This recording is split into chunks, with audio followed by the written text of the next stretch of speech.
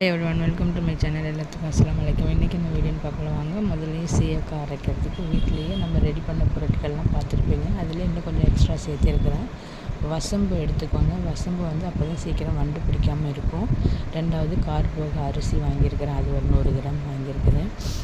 நல்லா முடி வளர்கிறதுக்கு நல்லா வந்து உங்களுக்கு ஹெல்ப் பண்ணும். அடுத்தது வந்து மகிழம்பூ, இந்த நம்ம யூஸ் பண்ணுறதுனால தலைவலி எதுவும் வராமல் இருக்கிறதுக்கு இந்த மகிழம்பூ போட்டிங்கன்னா இன்னும் நல்ல பெனிஃபிட்டாக இருக்கும். இந்த மற்ற என்னென்ன பொருட்கள்னு முதலேயும் ஒரு வீடியோவில் போட்டிருக்கிறேன். இது வந்து அவுரி இலை, நார்மலாகவே இயற்கையாகவே நம்ம அவுரி சீயக்காவிலையும் நம்ம சேர்த்துட்டு வந்தோம்னாக்கா முடி கருகருன்னு இருக்கும். வெள்ளை நிற முடி வந்து மாற செய்யும். தொடர்ந்து போட்டுக்கிட்டு வந்தீங்கன்னா கொழுந்து எடுத்திருக்கேன், காஞ்சதாக, அதையும் வாங்கியிருக்கிறேன். ரெண்டாவது ரோஸ் இதழ், இந்த மாதிரி எல்லாம் போடும்போது பூலாங்கிழங்கு இதெல்லாம் போடும்போது நார்மலாகவே சீயக்காய் நல்ல ஒரு மணமாக இருக்குங்க.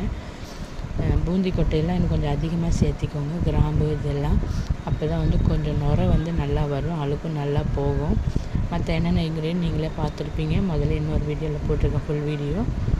இது எல்லாமே நல்லா கொஞ்சம் காஞ்சிரணுங்க சரடா, அப்போ தான் வந்து உங்களுக்கு 2-3 மாதம்னாலும் வச்சு யூஸ் பண்ண முடியும்.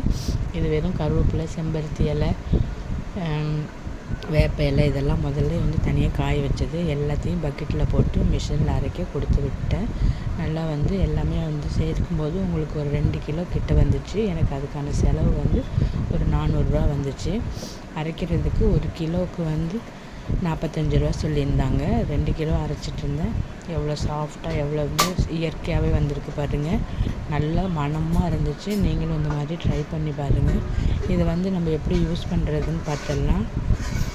நல்லா எவ்வளோ நைஸாக அரைச்சிருக்கிறாங்கன்னு. இதை நம்ம இப்போ சலிக்கவே வேண்டாம், அவ்வளோ சாஃப்டாக நைஸாக இருக்குது.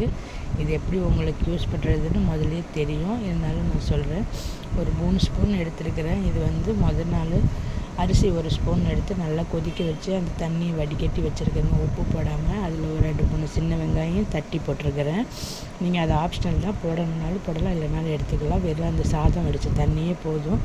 தேவையான அளவுக்கு சீயக்காய் எடுத்து நல்லா வந்து கலக்கி வச்சுக்கோங்க. உங்களுக்கு தண்ணி மாதிரி வேணாலும் கலக்கிக்கோங்க, இல்லைன்னா கொஞ்சம் பேஸ்ட்டு மாதிரி இருக்கிற மாதிரி இருந்தாலும் கலக்கிக்கோங்க. கலக்கி ஒரு 10 நிமிஷம் இல்லை ஒரு அரை மணி நேரம் அப்படியே வச்சுருங்க. நல்லா சாதம் வடித்த தண்ணியில் நல்லா கை போட்டு இல்லைன்னா அந்த ஸ்பூனில் நல்லா பிசைஞ்சு வச்சுருங்க. நல்லா கலக்கி வச்சுருங்க. கலக்கி வச்சுட்டு அந்த கட்டிலாம் இல்லாமல் ஒரு 10 நிமிஷம் அரை மணி நேரம் கழித்து பார்த்தீங்கன்னா அதுவே ரொம்ப அப்படியே ஜெல் மாதிரி ஆகும். ஏன்னா நம்ம ஆளி விதை பூந்தி கொட்டைலாம் போட்டிருக்குறோம். அதனால் உங்களுக்கு வேணுங்கிற அளவு நல்லா திக்னஸாக கலக்கிக்கோங்க.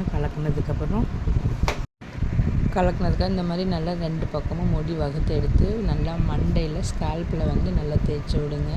நல்லா பழக்கம் இருந்ததுன்னா ஒரு 1/4 மணி நேரம் அரை மணி நேரம் கழித்து குளிக்கலாம், ஒன்றும் தப்பு இல்லை.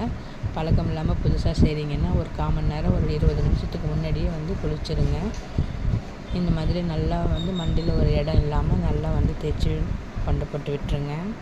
நல்லா தலையை வாஷ் பண்ணதுக்கப்புறம் பாருங்கள் ஹேர் எப்படி நல்லா பொசுன்னு எப்படி சாஃப்டாக இருக்குதுன்னு, கருன்னு.